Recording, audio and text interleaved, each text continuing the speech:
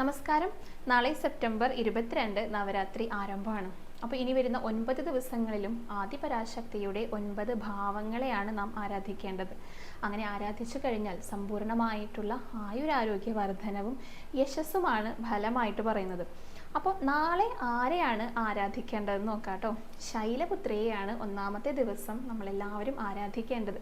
ഹിമവാന്റെ പുത്രി ആയതുകൊണ്ട് തന്നെ പാർവതിയെന്നും ഹൈമവതിയെന്നും പിന്നെ സതിയെന്നും ഭവാനിയെന്നും ഒക്കെ ശൈലപുത്രിക്ക് നാമങ്ങളുണ്ട് കേട്ടോ.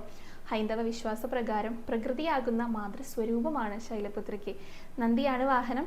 ഒരു കയ്യിൽ തൃശൂലവും മറുകൈയിൽ താമരപ്പൂവും പിടിച്ചിട്ടാണ് ഭഗവതി ഇരിക്കുന്നത്. ആ രൂപം ഒന്ന് മനസ്സിൽ കണ്ടു നോക്കൂ. ഞാൻ നേരത്തെ പറഞ്ഞതുപോലെ തന്നെ ശൈലപുത്രിയെ ആരാധിച്ചു കഴിഞ്ഞാൽ സമ്പൂർണ്ണമായിട്ടുള്ള ആയുരാരോഗ്യ വർധനവും യശസ്സുമാണ് ഫലമായിട്ട് പറയുന്നത്. അപ്പോൾ നവരാത്രിയുടെ ഒന്നാമത്തെ ദിവസമായിട്ടുള്ള നാളെ നമുക്ക് ശൈലപുത്രിയെ ആരാധിച്ചുകൊണ്ട് ആരംഭിക്കാം കേട്ടോ.